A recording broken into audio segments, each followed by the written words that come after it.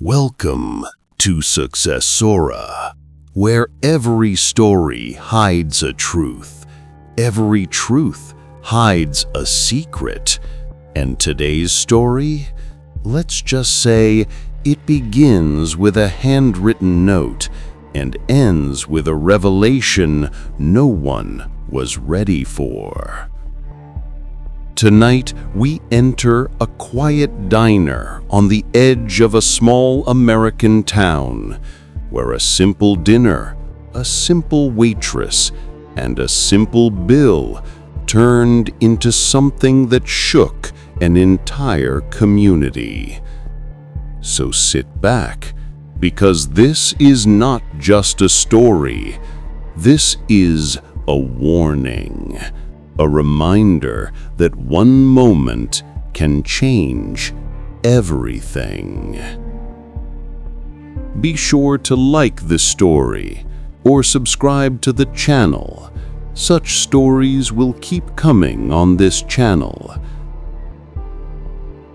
The story begins. It was a stormy Thursday evening when Daniel Carter, a 32-year-old financial consultant from Chicago, pulled into the small town of Brookdale. The rain hammered the windshield like it carried something angry in it, like the sky was trying to send him a message he hadn't learned to read yet. His GPS had died an hour ago. His phone was at 3% charge, and he was running on caffeine fumes and bad decisions.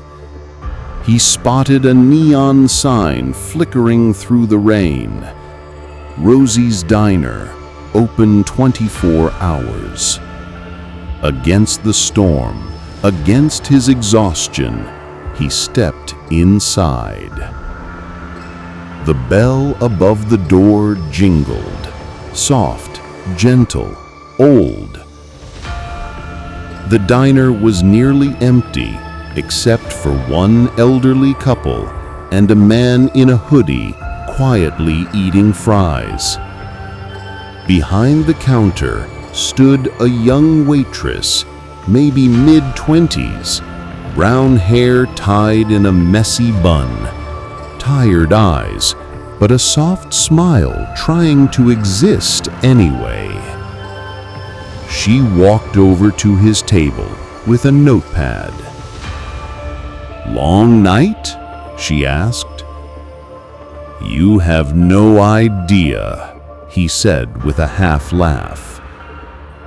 She smiled politely and poured him coffee. "Storm's getting worse. We don't get many travelers at this hour." He nodded, opened his laptop, and froze. Black screen, no battery. Great, perfect, just what he needed. The waitress noticed. "Tough day?" "Tough year," he replied honestly. Something in her expression changed, just for a second, like she understood. "Food helps. At least that's what I tell myself." They both laughed lightly. She took his order, burger, fries, coffee refill, and disappeared behind the counter. A strange vibe. As he waited, Daniel noticed something strange. Every time the waitress walked near the man in the hoodie, she stiffened. Her smile faded. Her hands trembled slightly. And the man in the hoodie, he never looked up, never spoke, just ate his fries slowly, staring at the window even though it was pouring outside. Something felt off. But Daniel shook the thought away. His food arrived, warm, comforting, perfect for the storm outside. The waitress checked on him twice, almost too often. "You good?" she asked again. "Yeah, why?" "Oh, nothing, just checking." But something about the way she said it didn't feel normal. The bill arrives with a note. By the time he finished eating, the storm had grown violent. Thunder cracked so loudly the windows rattled. Daniel asked for the bill. The waitress nodded, walked back to the counter, scribbled something, and returned with a small folded receipt. "Thank you," she whispered. "Please, be careful." Her voice wasn't just soft, it was scared. Daniel frowned, but before he could ask anything, she walked away quickly, almost nervously. He unfolded the bill. On the bottom, written in shaky handwriting, were 4 words: "Don't look back, run." His heart stopped. Was this a joke? A prank? A mistake? He looked up, but the waitress was gone, vanished into the kitchen. Daniel swallowed hard and slowly turned in his seat. The man in the hoodie was now staring directly at him, not blinking, not smiling, just staring. The diner suddenly felt too quiet, too cold, too still. Before Daniel could react, the waitress came out from the kitchen.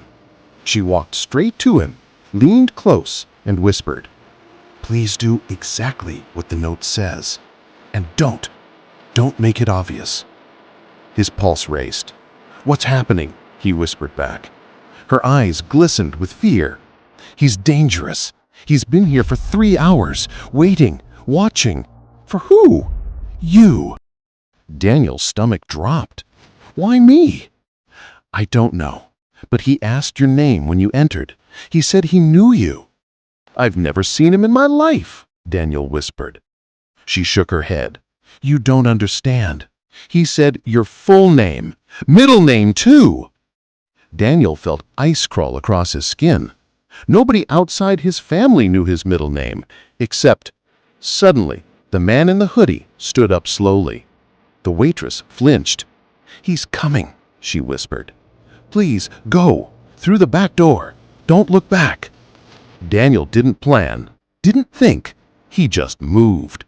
He grabbed his coat, slipped off his chair, walked quickly toward the back hallway. Behind him, footsteps. Slow, heavy, deliberate. He wanted to run, but the waitress's warning echoed. "Don't make it obvious." He reached the end of the hallway where a red exit sign glowed faintly. Behind him, "Daniel." He froze. That voice, deep, familiar, but not friendly. "Turn around," the man said. He didn't, because he remembered the note. "Don't look back. Run." He pushed the door open. A blast of cold, wet air hit him, and he sprinted into the storm. Lightning flashed, thunder boomed. His shoes splashed through puddles as he ran blindly into the darkness behind the diner. He didn't know where he was running.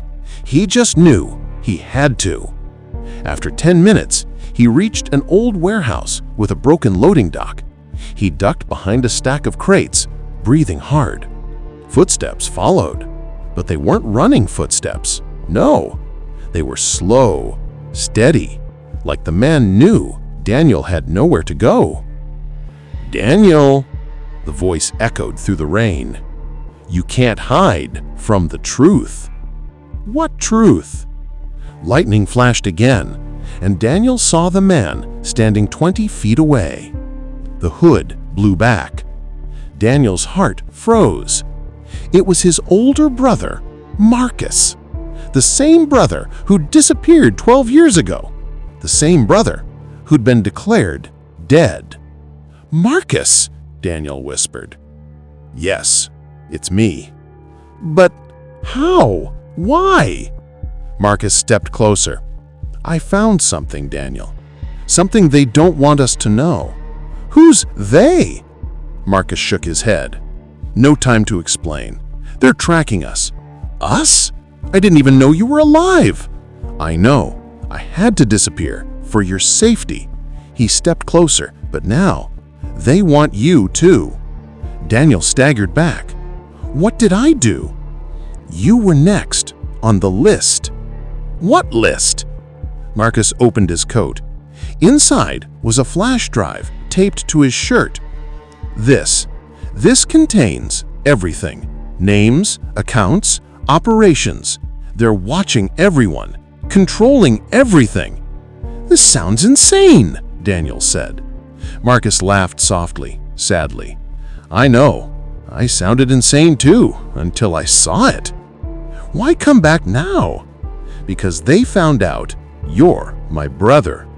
Daniel's blood ran cold. They want leverage, and if they find you... He looked away. You won't survive. Suddenly, Marcus! Daniel turned. The waitress was there, soaked, shivering, holding a flashlight. You shouldn't have come here, Marcus hissed. I had to. They traced your location. They're coming. Daniel stared at her. You know him? She nodded. My name isn't Lily. That's just my diner name. She looked at Marcus. Tell him. Marcus sighed. She's my contact, the only one I trust. And my fiancée. Daniel's mouth dropped open. You're engaged? No time, she said urgently. We need to move, now. The chase. They ran. Through the warehouse, through the storm, past broken fences and abandoned cars. Behind them, engines, black SUVs, no headlights. Marcus cursed. They found us. Lily grabbed Daniel's arm. Stay close. Gunshots cracked through the rain. Bullets hit metal. Glass shattered. Daniel ducked behind an overturned truck. Marcus fired back with a small pistol. Lily dragged Daniel forward. Go! Go! Adrenaline burned through his veins. They sprinted toward a narrow bridge. Below it, a raging river foamed violently. Marcus reached the bridge first. Hurry! Daniel and Lily followed, but halfway across, a black SUV rammed the railing. The bridge collapsed. Daniel fell. Lily screamed. Marcus reached out, but Daniel plunged into the icy river. The world spun. The water swallowed him. He couldn't breathe, couldn't think. Darkness closed in. Aftermath. Daniel woke up to beeping sounds. Hospital machines. He was alive. Barely. The nurse rushed over. You're awake. Thank God. Where am I? St. Joseph's Hospital. You were found 3 miles downriver. Marcus? And Lily? The nurse swallowed. No one else was found. Daniel's chest tightened. Are they? We don't know. A detective entered the room. Mr. Carter, I need to ask you a few questions. Daniel tried to sit up. What happened? Where are they? Who were those men? The detective shook his head. That's what we're trying to figure out. But whatever you know, someone didn't want you talking. Daniel frowned. What do you mean? The detective held up a small plastic evidence bag. Inside was soaking wet, but still intact, the diner bill, with the handwritten note. Daniel closed his eyes. He didn't know where Marcus was. He didn't know where Lily was. He didn't know if the truth Marcus carried would ever come out. But he knew one thing. That note saved his life. And whatever came next, this was only the beginning. This has been Successura, where stories reveal the shadows most people never see. If you learned one thing today, let it be this. Sometimes the smallest warning, a note on a bill, a whisper from a stranger, can become the only thing standing between life and death. Stay curious, stay aware, and remember, every story hides another story. If you enjoyed this story, make sure to like the video and subscribe to Successura for more gripping narratives. And don't forget to drop your thoughts in the comments. We love hearing your opinion.